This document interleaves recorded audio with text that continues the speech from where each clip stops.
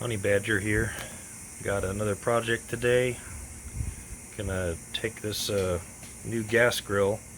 Got a Blackstone 36-inch griddle the other day. I want to take that 20-pound propane tank off of it. I got a 500-pound tank in the backyard, and do a changeover and hook it up to my residential supply. So let's get to it. First thing I want to do is give a little shout out for this pretty cool grill cover I got. I think the company's Grison. I bought it on Amazon, but it's got a couple of zippers on the front to open that up to make it easier to put it on and take it off. It's got these handles on the top, lift it off. It's got nice ventilated sides. Try to keep mold and mildew and moisture from condensing inside. And it's got some nice clips on here to tighten this up for when it gets windy. And this thing it fits the 36-inch. This is a 36-inch with the cover and the two side tables, and I mean it fits it really nice. So I highly recommend it. I'm going to take this bad boy off and we'll get to it. So unfortunately the tank for this guy is over here on the left hand side. You can see the manifold right there and the mount, and my gas valve's way over here. I had a 5-foot hose on my other grill, which was mounted over to the right hand side. It was where the tank used to be, but it's not going to work.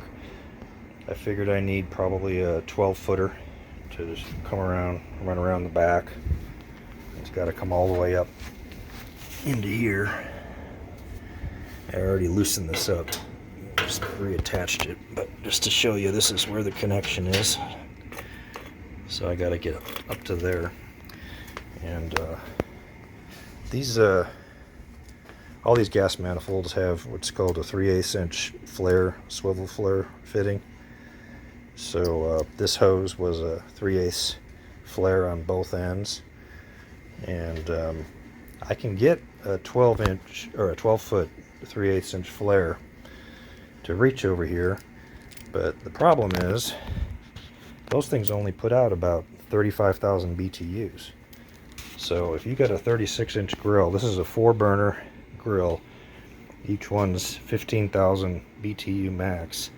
You're looking at 60,000 BTUs, and we're only going to be able to get 35 if I stick with this diameter hose. This is a 3/8 hose system, and that's the only kind that you can really find readily available unless you have something custom made. But even so, a 3/8 inch hose, even custom made, is only going to give you about maximum 35,000 BTU, so you're losing half of your heating power on a 36-inch griddle. So that's just going to have to be replaced. So what I decided to do was order a 1/2-inch set, which I got over here.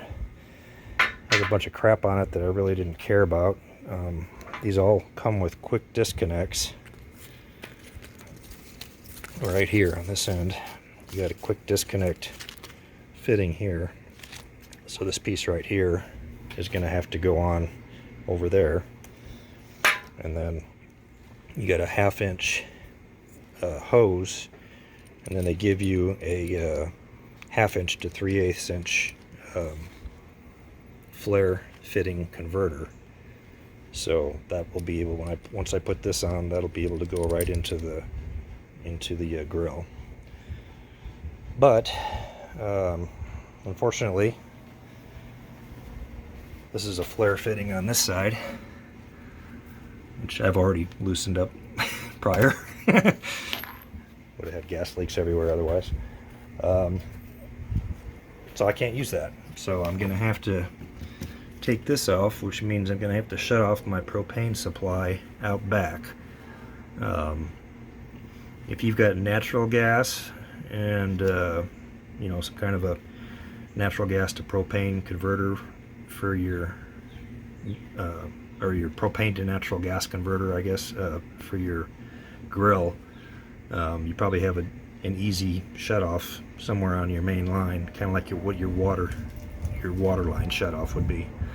Those little quarter turn shutoffs by the meter. You probably have one of those, but for me, it's going to be a shutoff valve out by the tank. So that's the next thing I'm going to do, is take that out, because I'm going to have to take this off, put this guy on.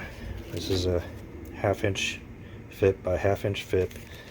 Then I'm going to have to take a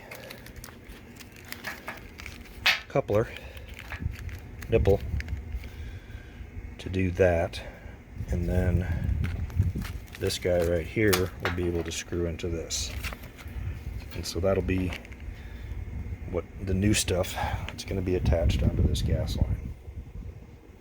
So let me go out back and we'll turn off the gas. Alrighty, heading up back to turn off the tank.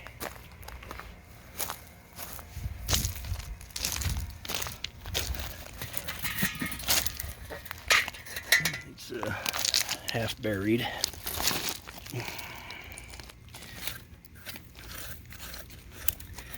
Whew. Dang, these rocks are hot. It's only like 110 degrees here. I'm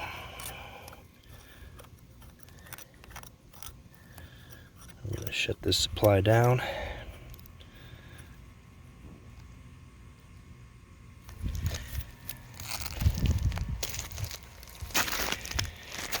And I've got a gas water heater, so I'll go in the garage, and when the light stops blinking, I'll know that gas line's depressurized. All the gas has been used up. Okay, I got tired of waiting for the pilot, so I just kicked on the heater, waited till I heard the flame go out, and then I got a couple of blinks on here, the 3 second pause, so a weak pilot signal. So now I know the gas is out. Shut it off, and now I just got a red signal, so that's just telling me I just turned it to off. But anyway, the gas is out of that system there, so this is all interconnected, so we should be pretty good to go over here.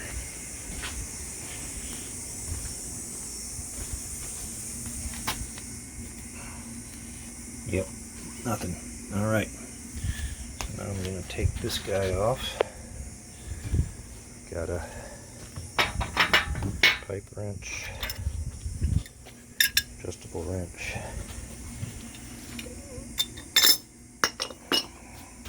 Just going to hold that in place. Hold this with a pipe wrench.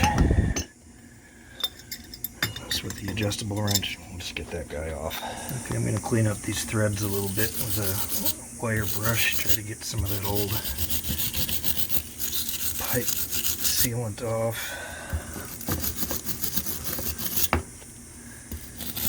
Yeah, or paint. It might be paint actually.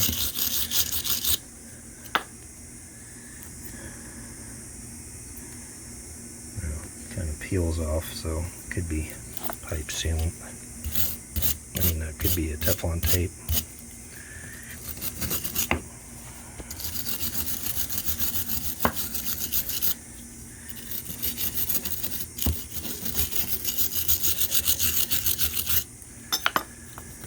Okay, I think that's pretty good.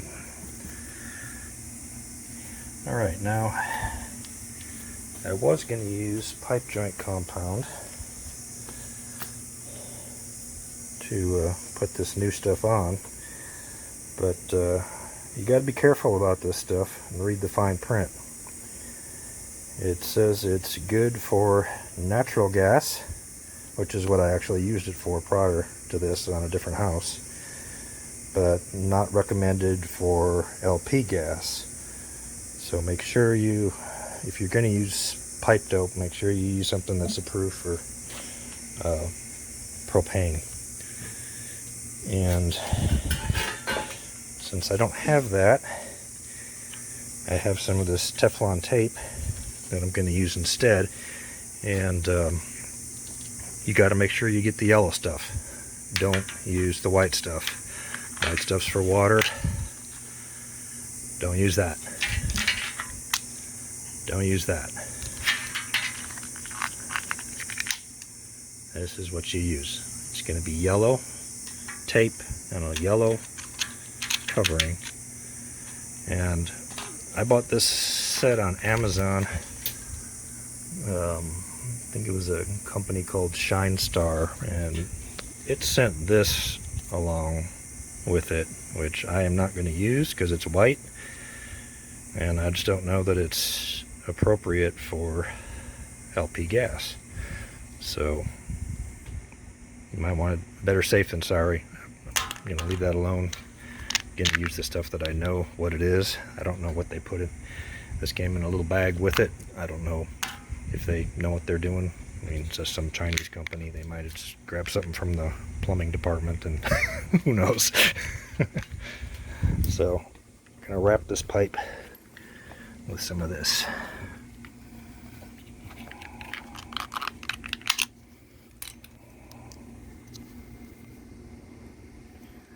And when you're wrapping, you can see the threads. When you're tightening it, it's going to tighten in this direction. So you always want to wrap in the same direction that you're tightening. I'm going to get started here.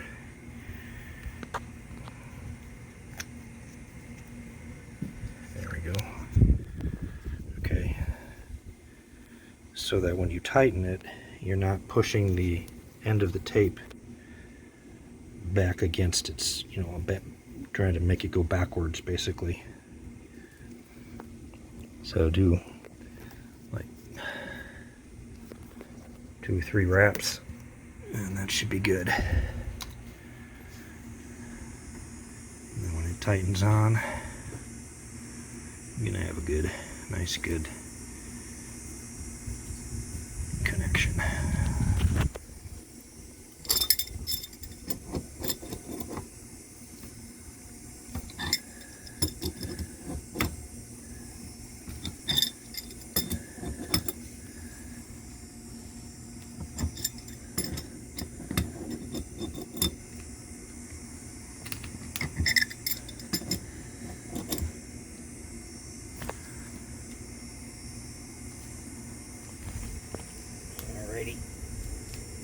There we go. Okay, now I'm going to take that same tape, I'm going to wrap both sides of this nipple, and then we're going to put all this on and then tighten this up. Okay, just got this thing tightened up. Just want to use 2 wrenches and pull on it. I got it really as tight as I want to have it, but it'll tighten both sides at once. There we go. And so that's it. It's a little bit longer than I wanted. I was hoping to just have a hose coming off of here. I really have no need for a disconnect. I'm never going to disconnect it. But that's the only way you can buy these. So we'll do what they tell us. And there you go. So you can actually leave your valve open, of course, and then disconnect this, and it'll shut off the gas supply. But I mean, I'm just going to use this whenever I grill. Whenever I'm done, I'll just shut this off here. So that's it, except for I got to do this end here. So this is a 1/2 inch hose, remember, so it's going to have a 1/2 inch flare connection on the end. See, so we're gonna, so the nice thing is you've got this, large orifice on basically all the way from your gas line over to here. And this is actually a pretty nice adapter. It doesn't really cut it down at all, hardly at all, if anything.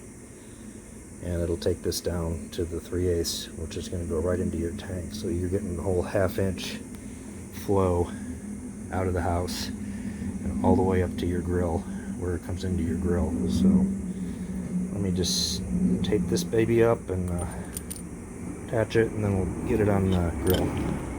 Actually, I made a mistake. This is a flare fitting, so it doesn't need any tape. Whenever you're attaching a flare fitting, you don't need to use any Teflon tape, so it just needs to be good and tight.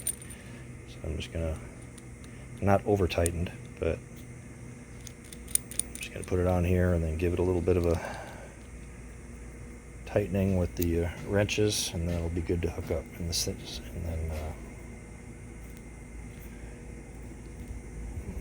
this thing, there we go. And this could make it a little difficult to hook on, so I think actually I'm gonna have to put the adapter on first, because it seems like once this gets tightened, this doesn't want to turn anymore.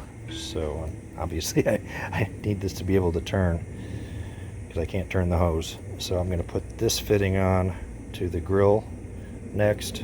Take it off of here. I'm gonna put this onto the grill, and then we'll attach the hose afterwards. So this is going to go on right here.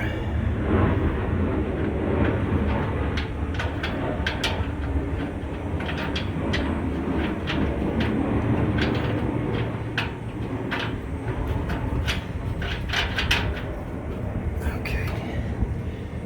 And I'm gonna, you don't want to put a lot of torque on this tube here, so there's flats on here as well. So just hook on a couple of crescent wrenches to tighten this up, but just get it good and snug, don't over tighten it. Okay, time to turn the gas back on.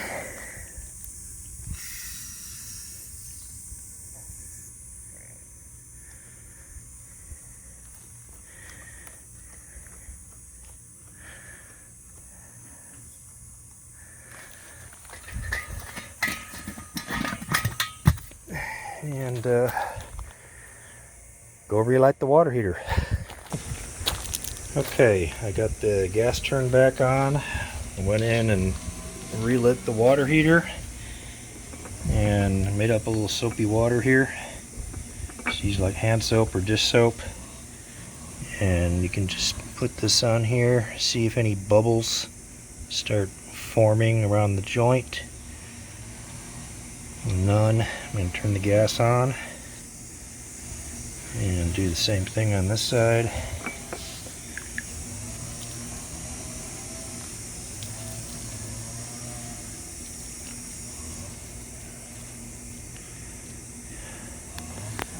Okay.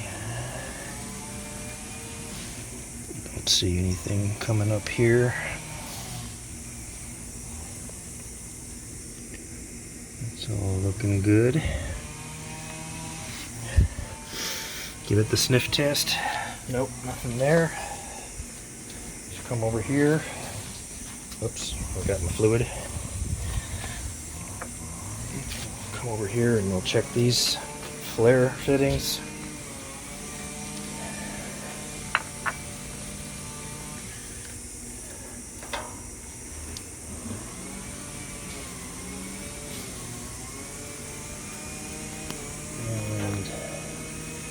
Just gonna dab both of those. Look for bubbles. Don't see anything. Don't smell anything. Don't see anything. So we are good to go. I actually haven't let this puppy up yet. So why don't we just maybe give it a little try here. Let's see what we got here.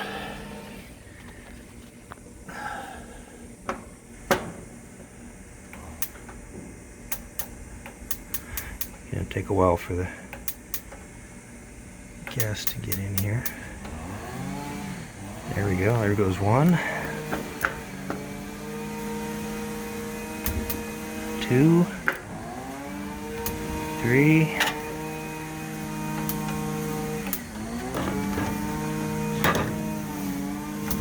4.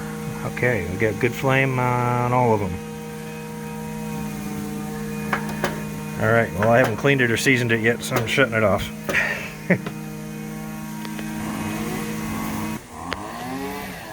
Sorry for the noise in the background. But that's it. Man, it's hot out here. So that's it. I think the biggest takeaway from this project, if you've got a 36-inch gas grill, you got to have a half-inch. You got to have a half-inch hose, or you're not going to get the full heat output from the grill, and then you're probably going to have a hell of a time cooking. So it's really not that hard. I think this cost me, let's see, the hose was 36 maybe, and then another 12 in the fittings, so you know, 50 bucks, and you can get this thing retrofitted, run off your residential. It'll all be good. No having to refill 20-pound tanks. Honey Badger out.